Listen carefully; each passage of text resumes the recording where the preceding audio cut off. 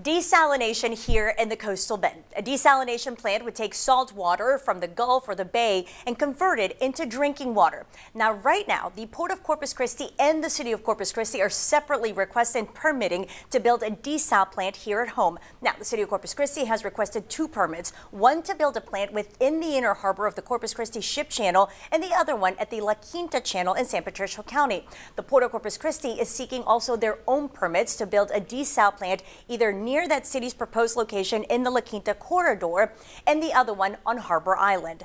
But the race as to which entity should lead those efforts has led in recent weeks to a public dispute. We want to see cooperation with the City of Corpus Christi as we go forward through the permitting process for desal plants, for the construction of desal plants. And that is City Councilman Mike Pusley after a City Council meeting this year. So where does the port stand on desalination? Here's what the port's CEO, Strawbridge, told me as he sat down with me for a one-on-one interview.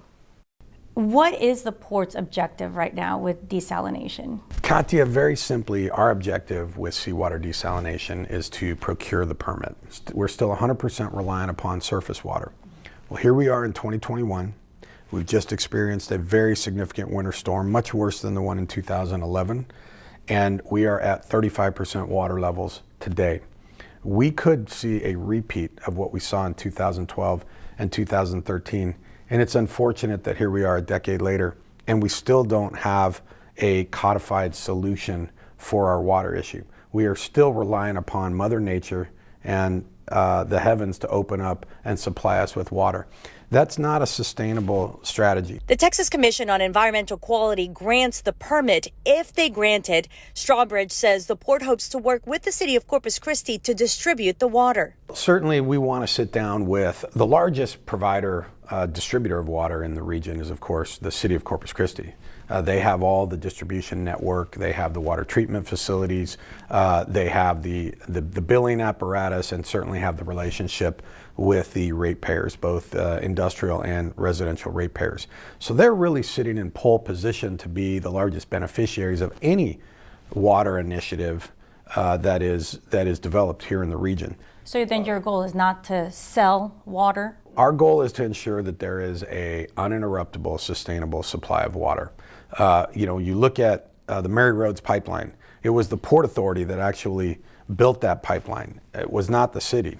And it was because back in the 90s, the Port Authority recognized that we did not have enough water.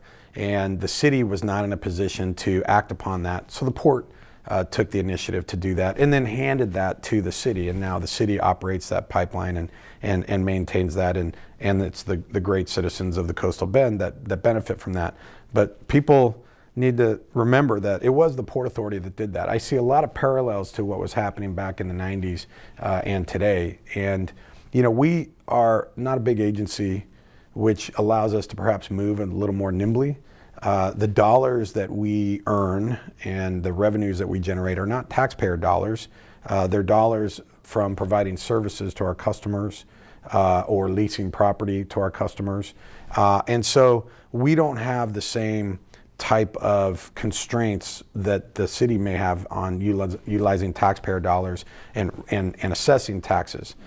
So we have the ability to then reinvest our dollars back into this infrastructure. And as we talked about from an economic development standpoint, our two big issues that we see for the foreseeable future, if we don't act upon them, are water and certainly power, as we saw with the winter storm. And by the way, TCEQ commissioners are going to meet tomorrow to discuss the port's permit request for Harbor Island. We're going to carry that meeting on our website, christv.com, tomorrow. You can also hear what Strawbridge has to say regarding the environment and desal plant. And tomorrow we do continue our interview with Strawbridge. We talk about the port's future plans for Harbor Island outside of desal. That story is coming up tomorrow night right here on Chris 6 News at 10.